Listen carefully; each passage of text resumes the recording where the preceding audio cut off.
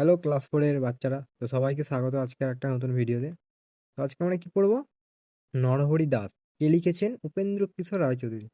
খুব একটি ভালো গল্প। তো আমি বলছি তোমরা শোনো। ঠিক আছে? তো পরে কোয়েশ্চেন হবে। বলে যেখানে মাঠের পাশে বন আছে আর বনের ধারে মস্ত পাহাড় আছে, সেখানকারই একটা গর্তের ভিতরে একটা ছাগলছানা থাকতো। সে তখনও বড় হয়নি, তাই গর্তের বাইরে যেতে পেত না। বাইরে যেতে চাইলে তার মা বলতো, যাস নে, ভাল্লুকে ধরবে, বাঘে নিয়ে যাবে, সিংহে খেয়ে ফেলবে। তা শুনে তার ভয় হতো আর সে চুপ করে গর্তের ভিতরে বসে থাকতো। তারপর সে একটু বড় হলো, তার ভয়ও কমে গেল। তখন তার মা বাইরে চলে গেলেই সে গর্তের ভিতর থেকে উঁকি মেরে দেখতো। শেষে একদিন একেবারে গর্তের বাইরে চলে এলো। সেইখানে এক মস্ত ষাঁড় ঘাস খাচ্ছিল। ছাগলছানা আর এত বড় জন্তু কখনো দেখেনি। যেহেতু ঘরে থাকতো, মানে গুহায়, দেখেনি। কিন্তু তার শিং দেখি সে মনে করে নিলে ওটাও ছাগল। ও ভাবছে যে ওটা একটা ছাগল, কারো তারও শিং আছে, ওইটা একটু বড় ছাগল। খুব ভালো জিনিস খেয়ে এত বড় হয়েছে। তাই সে ষাঁড়ের কাছে গিয়ে জিজ্ঞেস করলো, হ্যাঁ গা, তুমি কি খাও? ষাঁড় বললে, আমি ঘাস খাই। ছাগলছানা বললে, ঘাস তো আমার মাও খায়, সে তো তোমার মতো এত বড় হয়নি।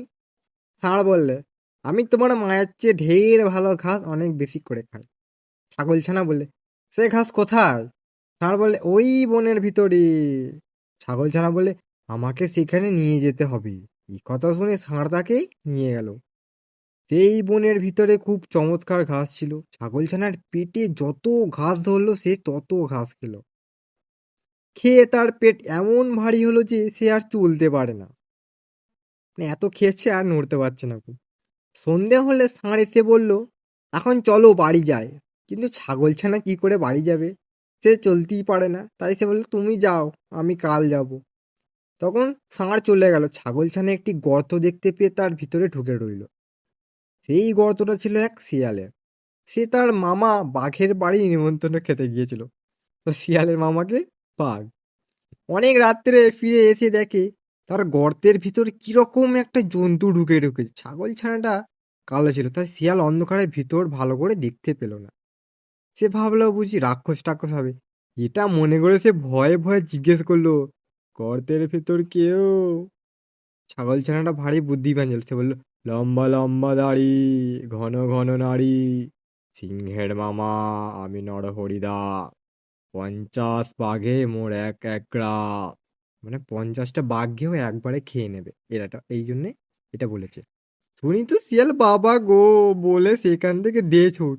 এমন ছুট দিল যে একেবারে বাঘের ওখানে গিয়ে তবে সে নিঃশ্বাস ফেললো। বাঘ তাকে দেখে আশ্চর্য হয়ে জিজ্ঞেস করলো, কি ভাগ্নে, এই গেলে আবার এক্ষুনি এত ব্যস্ত হয়ে ফিরলে যে? শিয়াল হাঁপাতে হাঁপাতে বললে, মামা, সর্বনাশ তো হয়েছে। আমার গর্তে এক নরহরি দাস এসেছে। সে বলে কিনা যে 50 ভাগে তার এক গ্রাস। 50 ভাগে মানে কি, 50 বাঘকে একবার খেয়ে নেয় আর কি। তা শুনে বাঘ ভয়ানক রেগে বলে, বটে, তার এত বড় আস্পর্ধা, চলো তো ভাগ্নে, তাকে দেখবো কেমন 50 বাঘ তার এক গ্রাস। শিয়াল বললে, আমি আর সেখানে যেতে পারবো না। আমি সেখানে গেলে যদি সেটা হাঁ করে আমায় খেতে আসে, তাহলে তুমি তো 2 লাফে পালাবে। আমি তো তেমন ছুটতে পারবো না, আর সেই ব্যাটা আমাকেই ধরে খাবে। বাঘ বললে, তাও কি হয়, আমি কখনো তোমাকে ফেলে পালাবো না। শিয়াল বলে, তবে আমাকে তোমার লেজের সঙ্গে বেঁধে নিয়ে চলো। ঠিক আছে, তো লেজের সঙ্গে বেঁধে নিয়েছি, এই যে ছবিতে দেখতে পাচ্ছ তোমরা। তখন বাঘ তো শিয়ালকে বেশ করে লেজের সঙ্গে বেঁধে নিয়েছে। আর শিয়াল ভাবছি এবারে আরে বাঘ মামা আমাকে ফেলে পালাতে পারবে না। এমনি করে তারা দুজনে শিয়ালের গর্তের কাছে এলো।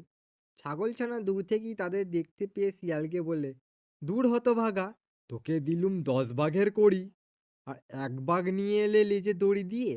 শুনি তো ভয়ে বাঘের প্রাণ উড়ে গিয়েছে। সে ভাবলো যে নিশ্চয়ই শেয়াল তাকে ফাঁকি দিয়ে নরহরি দাসকে খেতে দেওয়ার জন্য এনেছে। তারপর সে কি আর সেখানে দাঁড়ায়, সেও 25 হাত লম্বা এক লাফ দিয়ে শিয়ালকে শুদ্ধ নিয়ে পালালো। শিয়াল বেচারা মাটিতে আঁচড় খেয়ে, কাঁটা আঁচড় খেয়ে, ক্ষেতের আলের ঠক্কর খেয়ে একেবারে যায় আর কি। শিয়াল চেঁচিয়ে বলে, মামাল মামাল মামা আল, মানে আলের কথা বলছে। তা শুনে বাঘ ভাবে, বুঝি সেই নরহরি দাস এলো, তাই সে আরো বেশি করে ছোটে। এমন করে ছুটোছুটি করে সারা হলো। সকালে ছাগলছানা বাড়ি ফিরে এলো। শিয়ালের সেদিন ভারী সাজা হয়েছিল। সেই থেকে বাঘের ওপর তার এমনি রাগ হলো যে সে রাগ আর কিছুতেই গেল না। ঠিক আছে? তো আমি যেখানটা বলছিলাম, আম তো মানে শিয়ালটা এত সরি ছাগলটা এত বুদ্ধিমান ছিল, ও ওদের খাট দেখতে পেয়ে গেছে আগেই যখন আসছিল। তো ও এমন বুদ্ধি খাটালো যে আগে থেকেই শিয়ালকে বলছে যে, "তোকে আমি ১০ বাঘের কড়ি আনতে বলেছি আর তুই আমাকে একটি মাত্র ল্যাজ দড়ি দিয়ে এনেছিস?" তো বাঘ ভাবছে যে শিয়াল তাকে কি বলবো? বোকা বানিয়ে তাকে খাওয়ার জন্য ডেকে এনেছে। ঠিক আছে? তাই জন্যই বাঘ ভয়ে আরো পালিয়েছে। তো তোমাদের গল্পটা কেমন লাগলো অবশ্যই কমেন্ট করে বলবে। তো এর পরের দিন আমি এর প্রশ্নগুলো যেগুলো আছে সেগুলো করাবো। অবশ্যই করে নিও। চলো আজকের মতো এইটুকুই।